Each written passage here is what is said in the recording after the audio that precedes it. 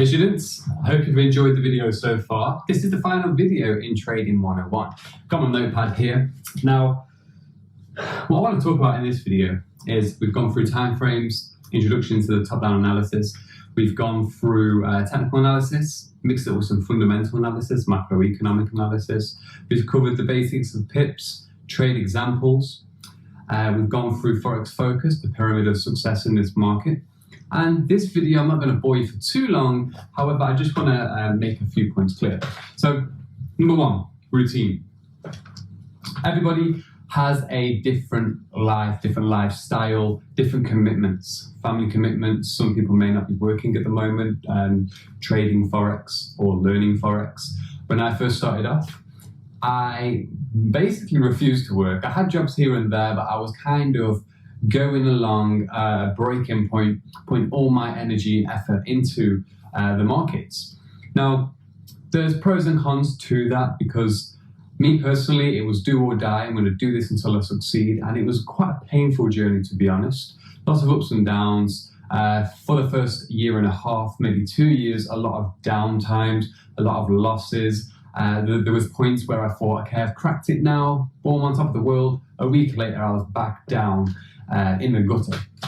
So the aim of this course and the aim of you choosing Astra FX is to more or less learn from mine and Nat's mistakes, to fast track yourself years ahead, save you a lot of money, and all in all, you know, some students have even gone from zero to providing a brilliant before and after analysis, understanding the market and much, much more, and actually making profit and pips and so forth in around 6 to 9 months. Some can do it sooner, some may take a little longer due to the commitments. So as I say, my personal journey, I didn't really have many responsibilities back then. However, that's not the same for everybody. Me now, a lot's changed. I run my own house, you know, cars, all the bills, shopping, looking after my family. I've got a son, trying to manage not just Astra FX, but a few other side businesses and stuff I've got going on, and keep my health balanced overall as well. So, you know, it is kind of tricky. I'm not so much learning the market anymore.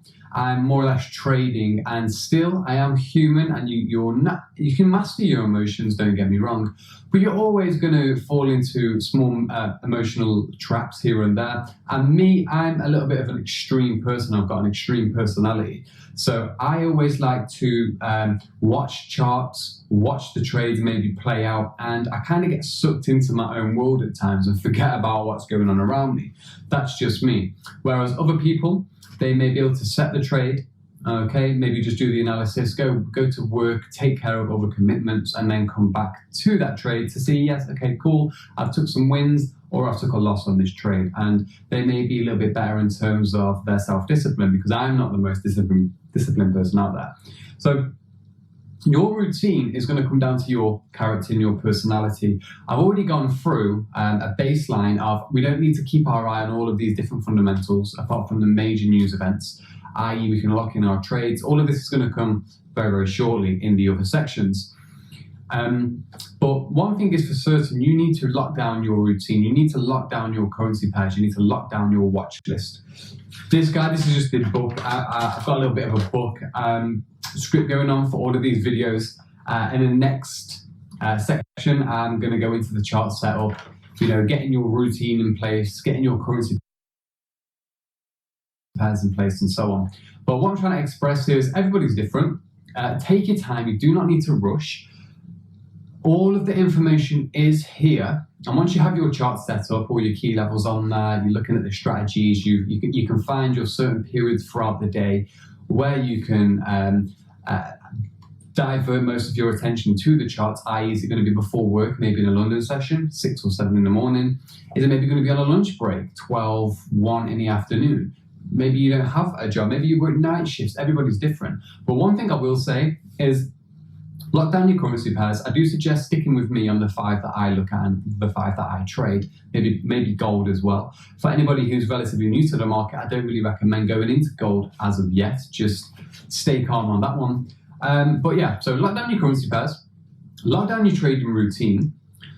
Keep an eye on the fundamentals every single day, and the best experience you're going to get with the fundamentals and the macroeconomic calendar is noting it down for the week ahead, getting used to the times in which certain currencies will react to the macroeconomics, like the GBP USD is always in the London session, USD later on in the day, 1:30, 3:30, etc.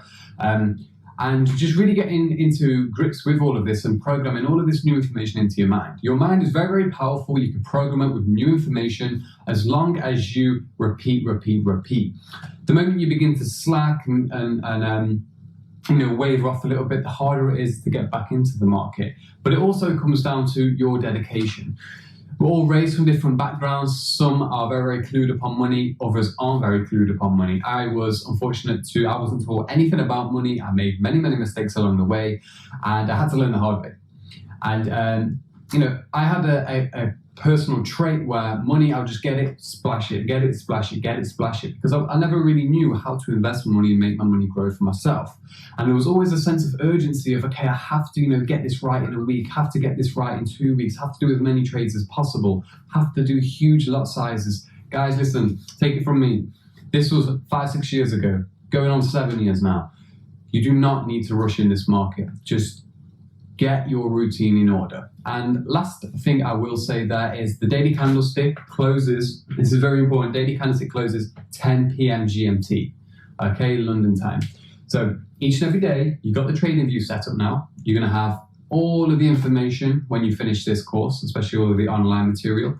But always check the daily candlestick at 10:30, 11 p.m., okay? Start of a new week, I always wait till Monday morning. I don't place any trades Sunday night. The spreads widen once more.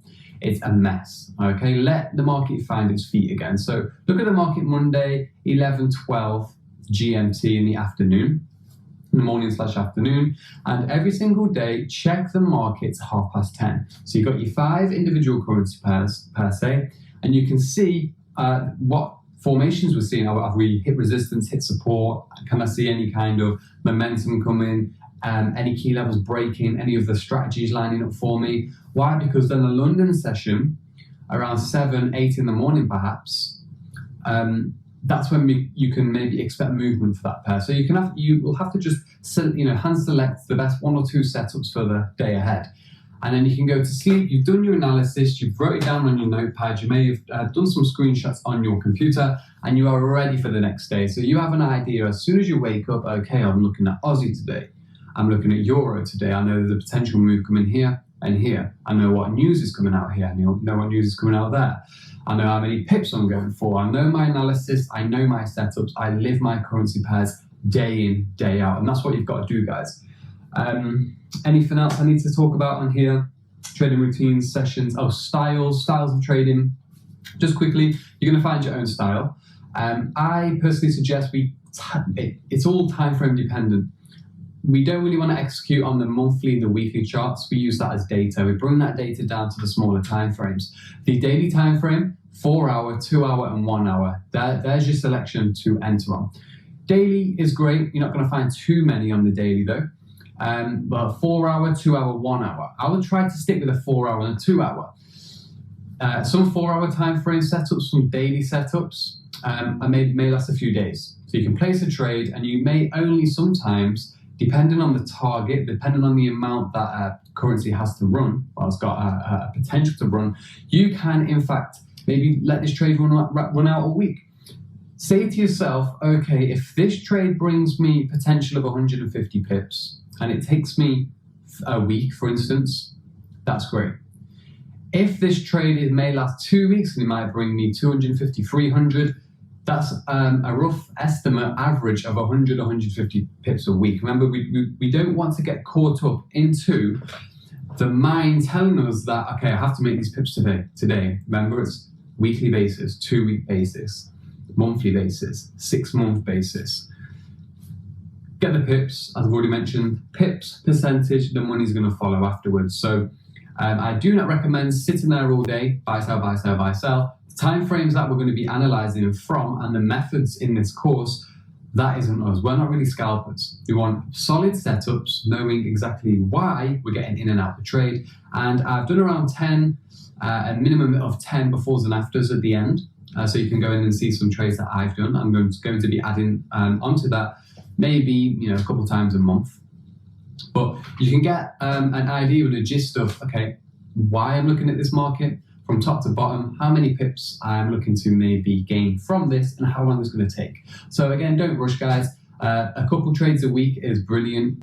Some students do 8 a month, 10 a month. Some have gone a bit overboard. 30 a month is a little bit too much. We really don't need to do that, because sometimes if we bring our trades down and we take pride in the quality rather than the quantity, your results are going to improve overall. Last but not least, banks direction. I think Nat is going to go through on some of the other videos, the market participants and so on. I'll cover it when I'm going through the charts, but just remember, guys, retail traders are the small fries at the bottom. In the next section, you're going to learn about brokers, why we want to stay away from MetaTrader and keep our charts and our brokers separate.